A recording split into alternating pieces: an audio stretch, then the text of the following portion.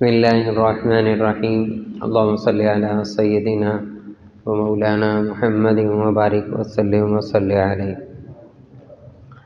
عن عبد الله بن معاوية العامري رضي الله تعالى عنه عن النبي صلى الله عليه وسلم قال: ثلاث من فعلهن فقد طعم طعم الإيمان: من عبد الله وحده بأنه لا إله إلا هو وأعطي زكاة ماله طيبة بها نفسه في كل عام. فذكر الحديث وفي آخر: فما تزكية المرء نفسه يا رسول الله؟ قال: أن يعلم أن الله معه حيثما كان أو كما قال عليه الصلاة والسلام. حضرت عبداللہ ابن معاویہ عامری رضی اللہ تعالیٰ عنہ سے روایت ہے کہ رسول اللہ صلی اللہ علیہ وسلم نے فرمایا کہ جس آدمی نے 3 کام کیے اس نے ایمان کا ذائقہ چکھا. ثلاث من فعلہن فقد طعم طعم الایمان. جس بندے نے 3 کام کیے اس نے ایمان کا ذائقہ چکھا. ظاہر ہے کہ ایمان کوئی حسی چیز نہیں ہے، ایمان باطنی چیز ہے. جیسے ہم پڑھتے ہیں نا: آمنت باللہ وملائکتہ وکتبہ ورسلہ والیوم الآخر والقدر خیرہ وشرہ من اللہ تعالی والبعث بعد الموت. اس میں سے کوئی ایسی چیز نہیں ہے جو ہم دیکھتے ہیں، سب غائب ہیں. اللہ کی ذات ہے، دیکھ نہیں سکتے. فرشتے ہیں، نہیں دیکھتے. کتابیں ہم نے نازل ہوتے ہوئے نہیں دیکھی. رسول و انبیاء کو ہم نے نہیں دیکھا. ہمیں تقدیر پر ایمان ہے، ہمیں آخرت پر ایمان ہے. تو یہ ساری وہ چیزیں ہیں جو کہ حسی نہیں ہیں، نظر آنے والی نہیں ہیں، جن کو ہم ایمان لا چکے. تو بالکل اسی طرح جب ایمان نظر آنے والی چیز نہیں ہے، حسی چیز نہیں ہے، تو پھر اس کا جو ذائقہ ہے وہ بھی حسی چیز نہیں ہوگا، وہ بھی اس کا قلب اور دل محسوس کرے گا.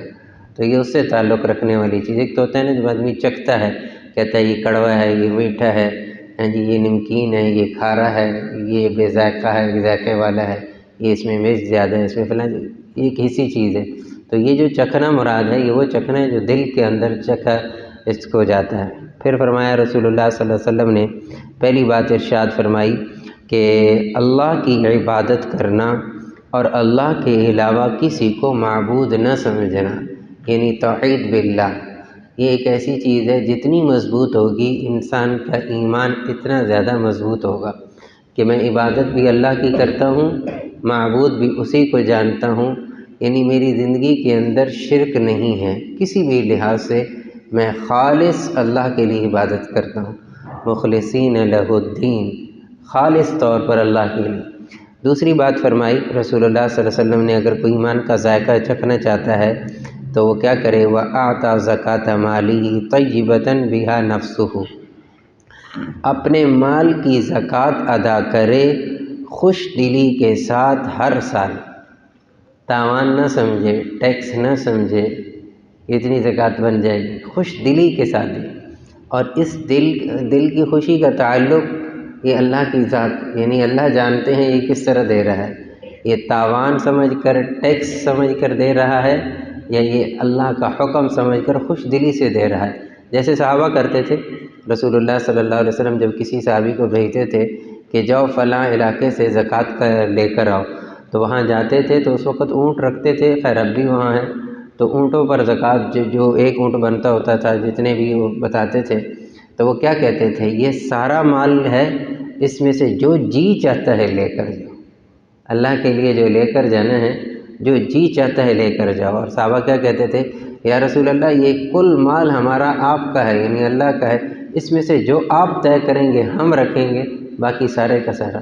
تو اس لیے پھر آج انہوں نے کتنے گولڈ میڈل لیے ہیں.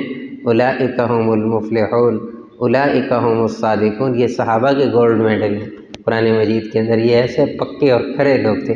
اولئک هم المؤمنون حقا. یہ پکے ایمان والے تھے. کون؟ صحابہ. قرآن مجید کے اندر ہے. تو خیر، تو کیا کرے؟ زکوٰۃ ادا کرے. کیسے؟ خوش دلی کے ساتھ. اور راوی فرماتے ہیں، حدیث لمبی تھی تو کہتے ہیں میں نے آخر میں پوچھا یا رسول اللہ فما تزکیۃ المرء نفسہ یا رسول اللہ، یہ آخری تیسری بات ہے کہ یا رسول اللہ نفس کی زکوٰۃ دینے کا کیا طریقہ ہے، انسان اپنی جان کی زکوٰۃ کیسے دے؟